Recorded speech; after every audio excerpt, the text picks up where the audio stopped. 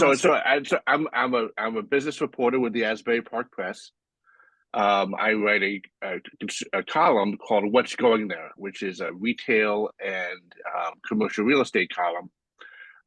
But I also cover utilities, consumer issues, cable television, um, really anything associated with paying money. But the main thing I'm doing now is my "What's Going There" column, which essentially tracks. It's actually retailing, so shopping, what's going into shopping centers. I cover uh, industrial real estate, like warehousing and office buildings, that kind of stuff. Yeah, didn't you? I think one of the things you talked about was, you know, basically like what, there's like an empty building or there's a building that, Yeah. yeah, So you're driving down Route 9 or Route 35 down here, and you see there's a Bed Bath Beyond that's been closed, and you wonder what's going in there. I mean, that's essentially what I do. So I've developed a sources, brokers and residents and zoning board members and planning board members and mayors who can help tell me what's going to go in there, and that's very, very popular. People always want to know that type of thing. So they want to know, what stores are coming in, so they can go shopping, or new stores, or new experiences, or what new chain restaurants are going in. I mean, we have a big team of reporters who cover restaurants, your local restaurants, but I cover chains right. Didn't we like talk about Popeyes. didn't we once talk about that shopping center in Bricktown, Route 70, that used to be like Bradley's? Yeah, it used to. It's the I think it's the Lowell Square Shopping Center Yeah, I on don't Route think 70. that area Yeah, is that was sure. yeah, that was a Pathmark and a Kmart center there, Kmart stores, and they basically went out of business, and the shopping center was floundering for a long time. So um, that's now being totally revitalized by the landlord, um, Brixmore Property Group, which owns it, and they're putting a whole bunch of cool stores in there, like a Lavotti's Italian Market, which is a regional Monmouth County based specialty grocer, and they put a big at home store in there. At home is one of these huge, like it's like 100,000 square foot stores that sells everything for the housewares. Yeah, So, Plaza, right? Brick Plaza. so yeah, so It's so Brick. so I've been doing that. I've been doing that for a while, and part of that is because it's such a traffic driver for the website. A lot of people. So my editors have kind of made that a priority. So I've kind of expanded that. I have a Facebook group that I use to help with tips and to do engagement on the web. So that Facebook group has about 25,000 members in it, or probably maybe more like 28 now. And the topic is only this, so that I don't allow any kind of, there's no crazy posts, or it's only about talking about commercial real estate and retail. So it's a bit of a bear to keep a hold of, but what that does is help generate a lot of leads. It's helped to make me an authority in this space, in my area. So that helps with I have brokers in there in that group who are chatting up things and talking about their projects, and I've got residents asking what's going to be happening. So I cover from Matawan down to Little Lake Harbor. That's a lot of territory. So that group helps to um, keep me informed about what's opening and what's closing. I mean, they're the ones that are going to tell me that a Dunkin' Donuts closed, or a Boston Market, which had a whole bunch of closings. They closed. So they go around, they take photos for me and email me things. So that helps to keep me up on things. It's funny you mentioned Boston Market. I always say this, it's a bit off the point, but I don't know how that place stays in business. It isn't in business, Tom. Yeah, that's So why it's all closed down.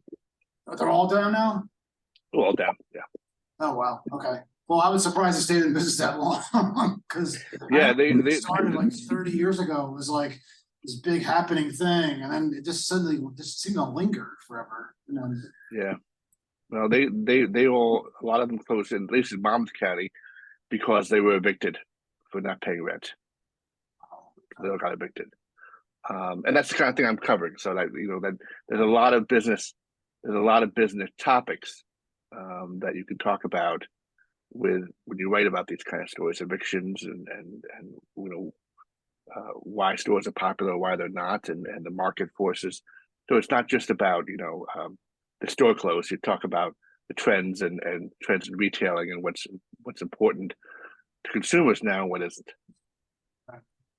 So what we're doing right now is the end of the semester, just about literally. I mean, we actually have one more class left, and what we're doing is we're actually covering meetings. We're doing council meetings. I mean, I don't know if anybody actually is doing a planning board meeting, but still, I mean, ultimately, it's the council and that sort of thing has to approve these things.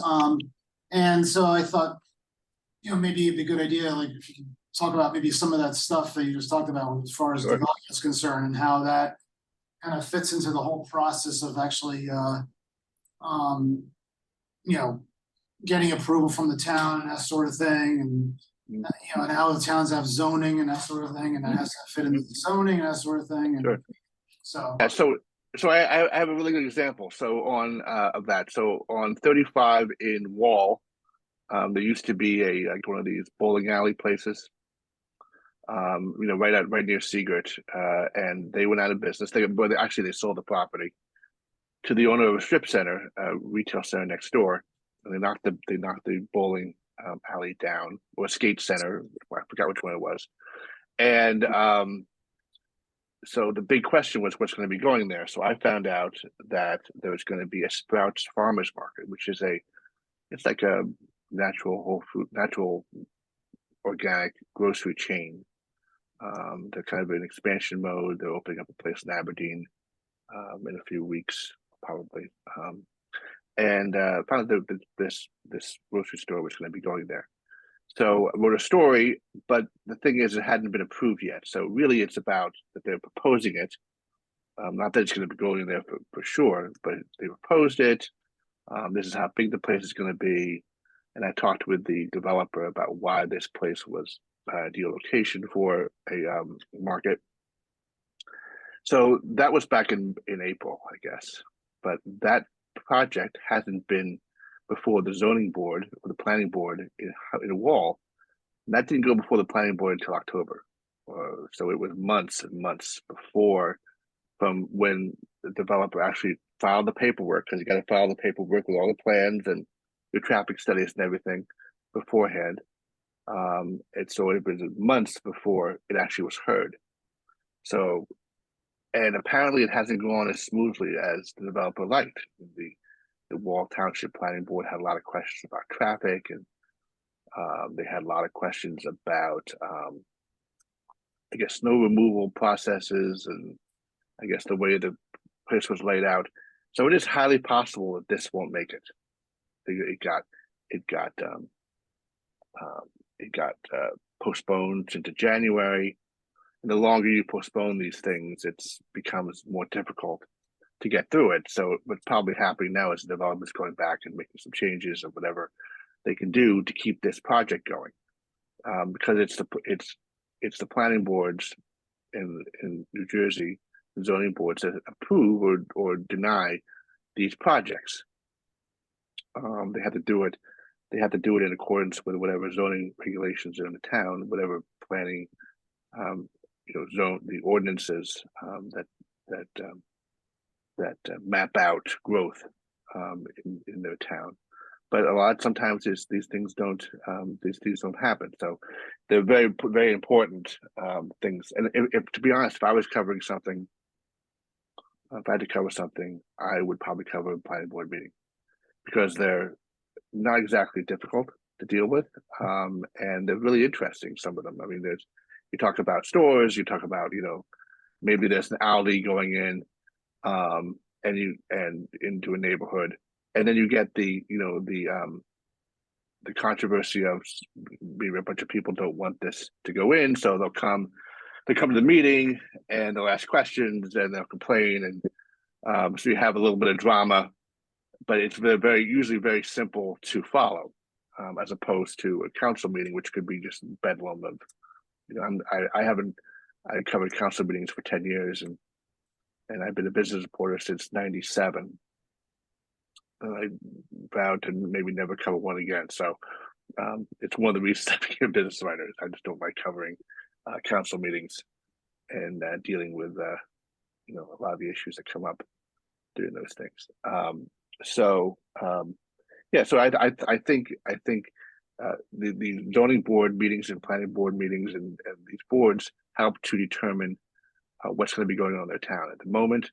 One of the big things are warehousing. These warehouses are popping up all over the place in towns, and they're not small. I mean, a lot of them are 100,000 square feet or more, and they're usually in open space. There's not a lot of land in New Jersey to develop, so these things are approaching more and more residential neighborhoods.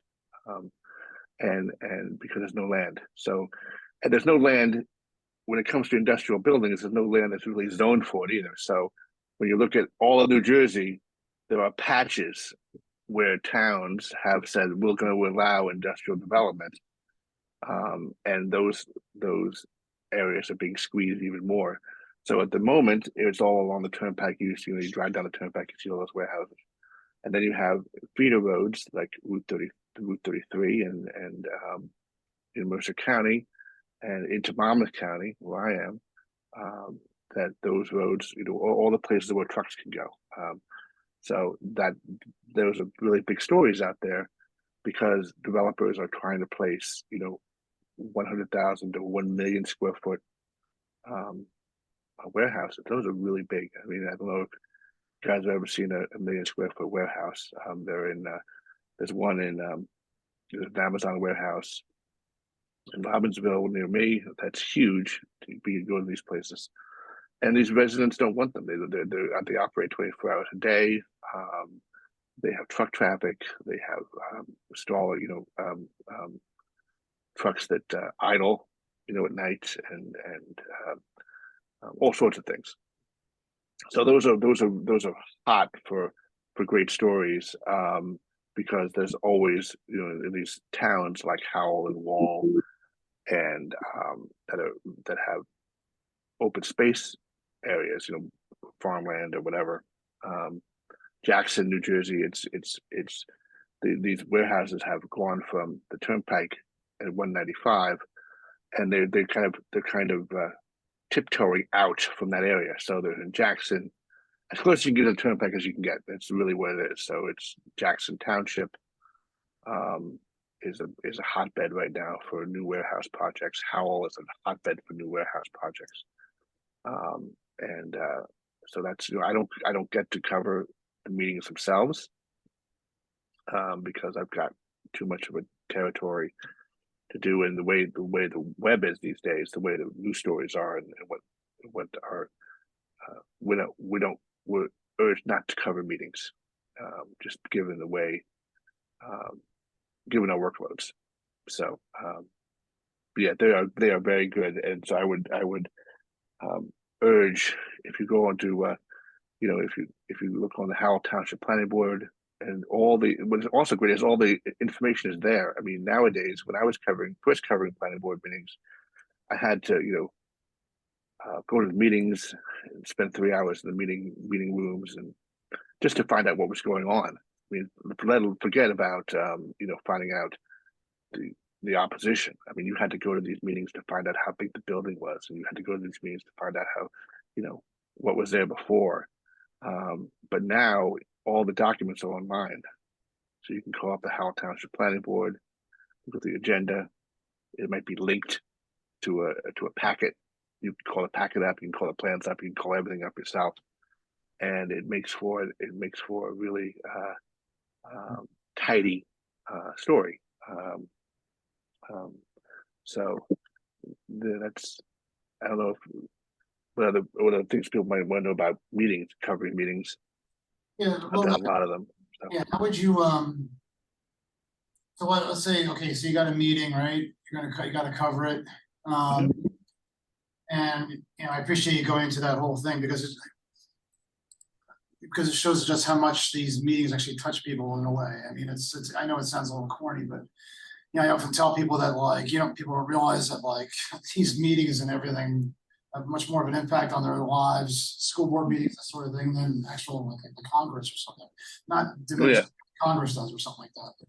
But, people really need to vote and that sort of thing in the local elections and stuff. But anyway, but then another issue is also that we've seen a lot fewer reporters actually cover meetings across the United States because of cutbacks and that sort of thing. But so how would you like approach a meeting? Like if you had to cover a meeting, like from the minute you have to cover the meeting, like what would you do? Like call up the agenda online sure. first, and Yeah, right. what happens after that, if you don't mind? Okay, so when and it's easy because that's what I do. So as I said, I don't actually go to meetings, but I do cover the subjects of them. So the first thing I would do is go to the town hall. I mean, I go to the town hall's website.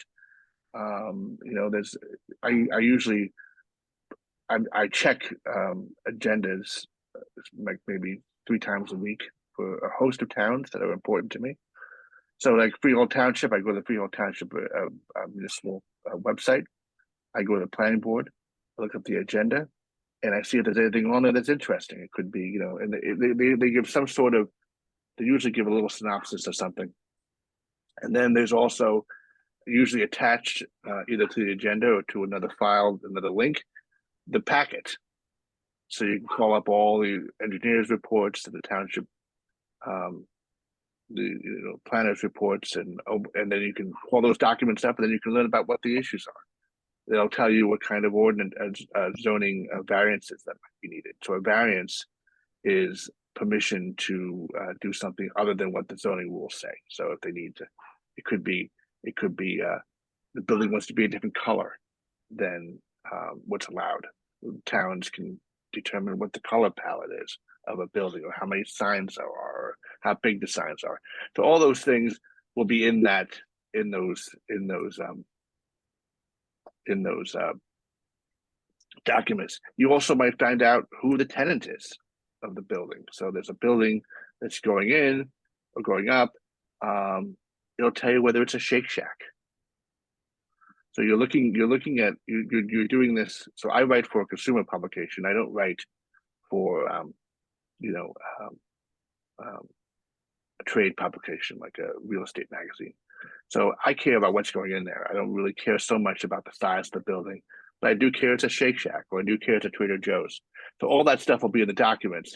And it's a way to get things to who they want when they won't talk to you about it. So yeah, so that's what I would do. So you have the information, you've got the agenda, you've got the original documentation, because you want to try to get everything when they talk about things. You want to try to get the original documents if you can. That helps. That gives you reporting material, but it also gives you things to make sure you're being accurate and all that. And then you go to the meeting, I guess. I mean, I'm not sure what else there is. I mean, obviously, you find out what the item is that you are interested in, and that could be kind of put yourself in the view of the reader and say, well, what's the most impact here that's on someone's life? So, like, zoning a planning board meeting could be like in Jackson Township. There's a huge project going in, still being built, called Adventure Crossing. It's like one of these sports complexes, but it's actually huge. It's like 300 acres. It's right next to Great Adventure. And during that time, there's going to be a Top Golf. Top Golf is one of those places where Oh you yeah, go in and right. So there's going to be a big Top Golf place there. bachelor party for my niece's husband. Okay, so Top Golf, and they had 100,000 square foot. They have 100,000 square foot dome on the property, which they claimed it's the largest dome in the country, kind of thing. It's one of these places where you bring your kids and they have all sorts of sports fields and basketball courts and all this kind of stuff for youth sports. But then they also have a full range of or they're going to a full range of adult stuff. You know, while your kids are playing, you can go to a bar, you can go to a restaurant, you can go to all. You know, you can spend your night at the Hilton Garden Inn over there. But one of the things that PO'd people off was this Top Golf place because of the lights, right? Terrible lights, Oh, yeah. and it's such traffic and all this activity and what a pain in the butt it is. And so the developer of that project met with the neighbors and said, "Okay, well, I'll move the Top Golf into another part of the property." But he instead of putting, instead of moving he moved it to another part of the property, but he decided to put two 500,000 square foot warehouses in its place. So now instead of a Top Golf place next door, these residential neighborhood has two 500,000 square foot warehouses right on the property line, right across the street from their community. And the town allowed it. And that's it. That's done. So that story kind of goes on and on and on forever in terms of stories about development. So you're kind of looking when you go to these meetings, you're looking for trends. So you're looking for development. It's a huge topic. So is it going to be another warehouse going in? I mean, I could look at an agenda right now and see crap and stuff that isn't important. Some guy wants to build an addition onto his house, whatever. That stuff, you don't cover that stuff, obviously. You don't even go to the meeting. But you look at the agenda beforehand and you look for these bigger issues, development issues that tie in together. So you've got, the warehouse going in on this street, but yeah, there's a warehouse going in on the other street. You bring up all this other stuff that's happened as background, and you place that warehouse project that you're covering into context, and that's how you figure out what you're going to be covering there, because you look at how it relates to the last thing you covered, or this other project you covered, and then all of a sudden you've got stories that talk about trend issues, and you have the latest warehouse going in, and the community is upset about it. So that's kind of how I would go about it, looking for larger issues where you have examples of examples, because you need an example for everything. I think the term that's used often is stories have legs, right? So it's sure. Yeah. So and that's what's interesting. So these days, and the reason, so I used to cover a consumer column. I mean, I'm still a consumer reporter, so I used to help people with their problems. Like, I just did something a couple days ago where there was some electric street lights out, and a woman been fighting with JCP&L for 2 years to get the street lights put back on in her community because it's dark out. So I helped her talk to JCP&L and helped her get lights fixed. There's a column in the Ledger that does this all the time too, this kind of stuff. So, but I used to do a lot of those kind of stories, and I don't do so much those anymore because this retailing thing is important, and people read it. So you have to, for these days, you have to do stories that are geared for the web, that will get eyeballs and clicks, and not just, but also subscriptions. So you have to really figure out in your paper, if you work for a paper or publication, they're desperately trying to figure out what resonates with readers. So we do stories that resonates with readers. We don't do stories that don't resonate with readers. So, I get there's more interest in my retailing stories than there are in my consumer stories. So that's kind of, I don't know why I was talking about that, but I think essentially what I was saying was that, you need to do stories that resonate and that you're going to have a readership for. What about what about what I was saying before about it seems like there's fewer reporters covering these meetings, that sort of thing. But do you think that there's still like a demand for people to want to know what's going on? You think? Yeah, I think there is. I mean, I hope there is. It's I mean, not I meetings filled up and stuff like that. So it's I mean, I hope there is, or I'm really under the, I'm really going to go down the tubes. yeah, right. But yeah, I think there is. I mean, there is. Our staff.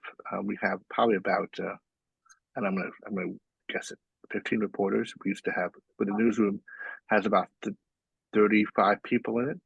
When I got to the Asbury Park Press in 1995, there were 300 people in it.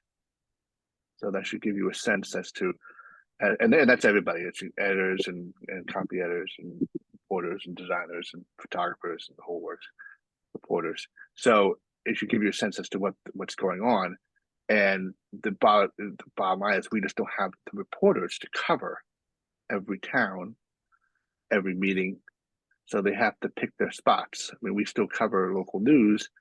And when you look at the gamut of people out there who are covering local news, we still have the largest bulk of people doing it. But we're kind of pulled in various directions. So as I said, I cover from Matawan to Little Lake. I have a lot to do. I have a lot to do. I got a lot of stories. I'm constantly working on 4 to 6 stories at a time. And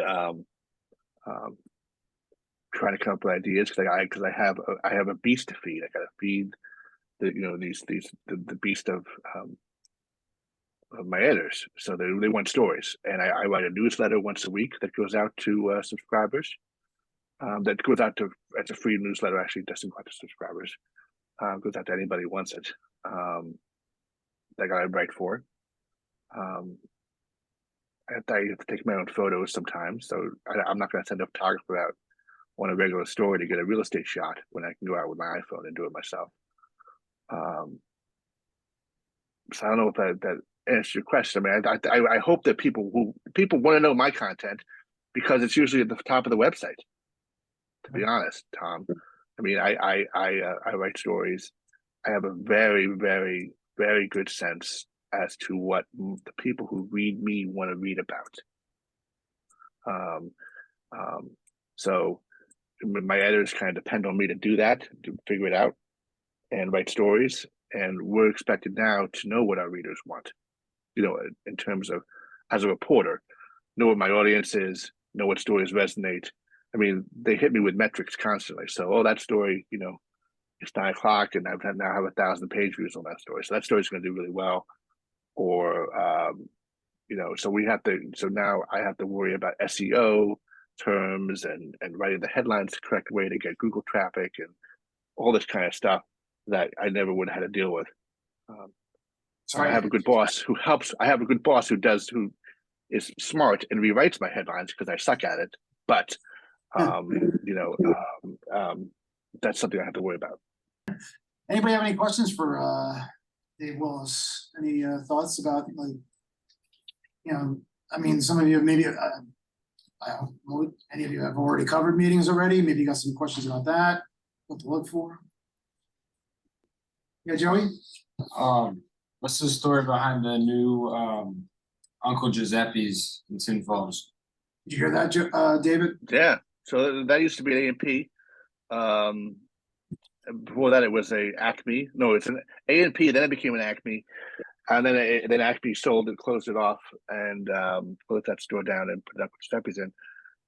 Yeah, that just opened up, I think, in the spring, if I'm right, and it's doing great. I mean, it's rough. I would think it's rough because they're right across the street from a ShopRite. and ShopRite doesn't play around. One of my favorite things is writing about supermarkets, which is strange, I know, but I enjoy it very much because there's a lot of competition and it's a cutthroat business. Um, but yeah, so the Uncle Giuseppe's, they're apparently doing okay. I mean, it's funny. I talked with the owner of the ShopRite across the street, and he's like, "What store? I don't even know what you're talking about." There's a store over there. I'm like, "Yeah, okay, there's a store over there." So they do a really big catering business. If you've been in that store, it is gorgeous. There is like food everywhere, and it looks terrific. It's a terrific store.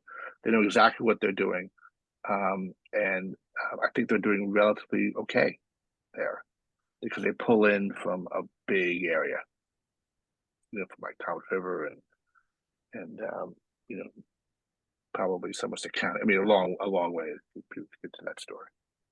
How about some more questions? Anybody, who's actually, I know I've asked this question already, but who's actually in, I think, Patrick, you covered a meeting, right? Yeah, And what happened at that meeting was the Brunswick City Council, wasn't it? it was the reset for That's right. Rutgers. So actually, I've included the meeting coverage, like the Student Government Association, remember those? Like, Yeah. you don't have the yeah, you don't have the RGA around anymore, any of that, or the LGA or any of that stuff, but they have what they call the Rutgers University Student Assembly, right? And so what happened at that meeting? They just talked mainly about budget constraints and kind of pushed and blamed things on the strike of why there were budget cuts. But there were also a lot of budget increases after I looked over the documents after the meeting. And it was just mainly going over what clubs have what money, and it seems to be a lot of extracurricular activities or clubs had less money, but more sports had more money. Okay. So basically you have a governing body that doesn't have actual power to like make these decisions. However, what they do is they provide recommendations and advice. You probably remember from covering. Right. Sure. They covered the Livingston Governing Association a long time ago. Remember that? I did. Yeah, I do. Try not to remember that, but yeah. You're right. Well, I mean, what would you say to Patrick? I mean, just Well, obviously. I mean that's a great story in terms of the fact that student clubs are getting a short shrift, while athletic groups are getting more money. I mean, I think that's a good story right there, and it ties. I mean, my colleagues at the Bergen Record have been doing a lot of work on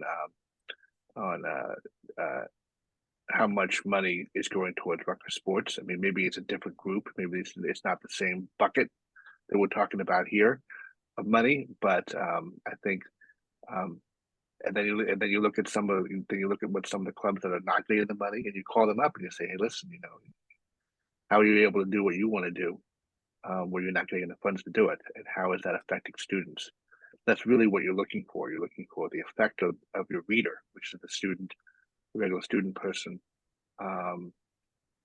The club members, maybe they don't get to reach out to as many students as they could if they had more money. And maybe maybe they're helping maybe they're helping students with academic work. Maybe it's a tutoring service they provide or whatever. There's always an impact when you cut money, cut funds. So that's kind of what I would do. It's probably what you're doing, but and if you're doing that, you're right on the right track. And then also in the context of also the strike too. I mean, what we see, it's interesting because you're talking about trends before, and one of the things that we're required to do now in writing for media, which is what this course is to do a data journalism story. So what I've been doing is the trend of tuition increases. And it was interesting because it's like usually they average around 2.3, 2.6% a year. But Steve Miller and I were like, you know what?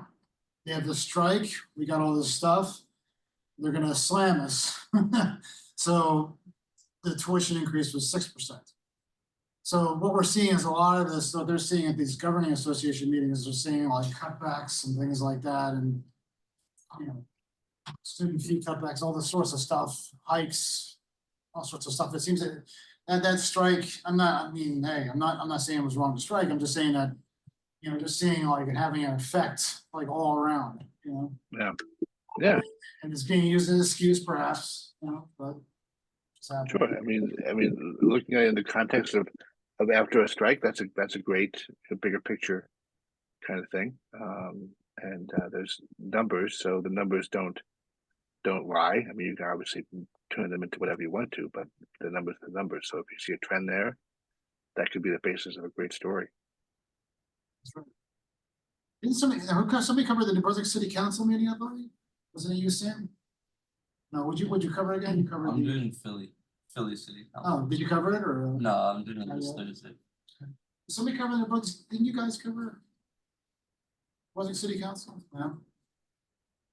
Did you, Megan? Christina and I did. That's right. And you did too. What? Yeah, Which- we both did. You mind talking about like what happened there? I just don't remember exactly.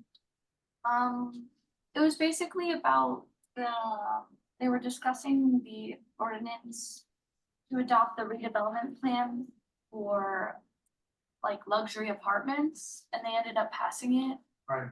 and that caused a bit of backlash from.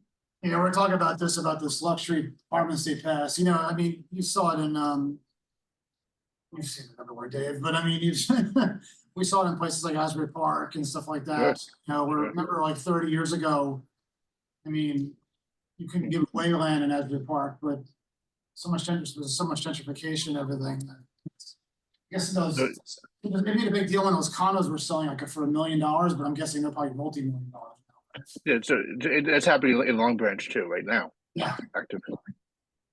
Yeah, so And so we're seeing that now in New Brunswick. So, Cool. Yeah, I mean, those are great stories. I mean, redevelopment plans kind of set up a special area.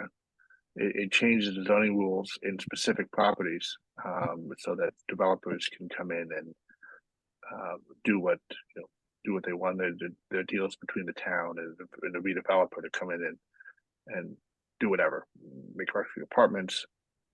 I mean, I live here in Red Bank, and there's a redevelopment plan that was right next door to me for luxury apartments that so far haven't even been built. So the fact that there's a redevelopment plan doesn't actually mean that the projects actually go forward.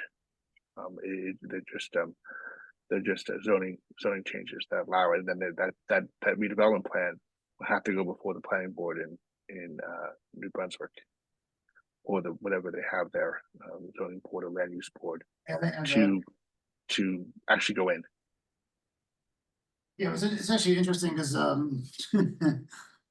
you know, the Brunswick City Council, what I do is actually, I should explain this already. What I do is I give them a choice to cover what meeting would cover. When I first started teaching this 20 years ago, can you believe it? My 20th anniversary was in January. I actually taught night classes, and I would actually bring them to the actual Brunswick City Council meeting, but since I teach a morning class, I actually give them the options to choose whatever meetings they can cover, you know.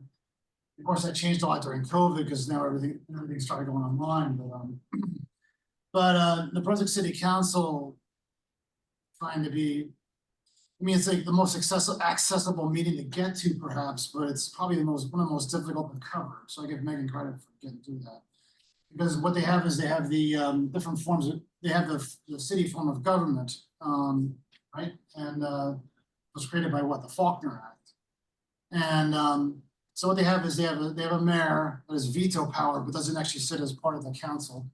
And then they have the mayor does vetoes, you know, like a president would to the Congress, and make proposals, that sort of thing. So, but I don't know if you ever covered the Brunswick City Council before, Dave, but you might remember some of the complaints we had about it way back when John Lynch was mayor, that they're still very secretive, and when they have their meetings, they sit there and mumble, and and they have their little nameplates there, which, you know, I tell everybody, make sure you get the names, right? And they sit in kind of like a U shape, and there's always like one person there, always has a complaint. And there's this guy who's actually a former student of mine, Charlie Kravital, who runs the Brunswick Today. He shows up, he's like almost like the local gadfly. I'll explain to them what that term means. And then And then they have like maybe one other person who comes there and complains, so. But I always tell them that like, you know, whenever somebody makes a decision on something, that's what happened there, Megan, right? They made a decision on the apartments. That's usually the most important story usually at a meeting, when you make an actual decision on something. I mean, not necessarily something like deciding to buy a fire truck, but a development, but it can be kind of confusing sometimes because you get people who show up at these meetings, they'll like complain and that sort of thing, and you get people who show up at these meetings and talk all the time and like keep track of the meetings, but it can be very deceptive. That part, the public portion part, can appear to be the most important part of the meeting, but it may not. Because they may be making a decision that may impact a lot of people, like a luxury development. Well, there's nothing wrong with doing that public portion when people go nuts over something else. Write it down and get back to it. Sure. I mean, because you're there for the long haul, so you're gonna have to.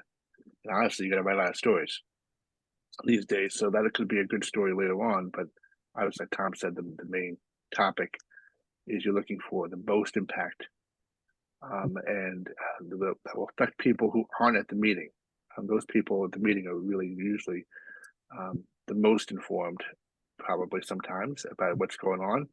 But they know to show up. A lot of people don't know to show up, Yeah, I and know. so they're the ones who are. And these redevelopment projects have a lot of impact. Megan, how many people were at that New Brunswick meeting? Because they don't usually get all, well, actually can go back and forth. How many people were you there? Maybe like 25. 25? Actually, New not Brunswick bad. actually does draw a good crowd, actually, yeah, I shouldn't say. I mean, I wouldn't know how many people come to a New Brunswick. I mean, but some of those redevelopment projects, they can attract hundreds of people. I mean, there are redevelopment plans. There's one in Middletown, New Jersey, that I covered in the early 2000, like around 2002, 2001, that attracted hundreds of people, like 300-400 people at these meetings. So they have a lot of impact. People don't want a lot of traffic near them, and the roads are gross and traffic's terrible.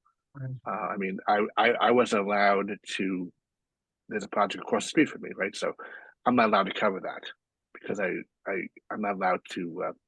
I'm involved, right? I live within 100 feet of this thing, and I live near the Molly Pitcher Inn in Red Bank.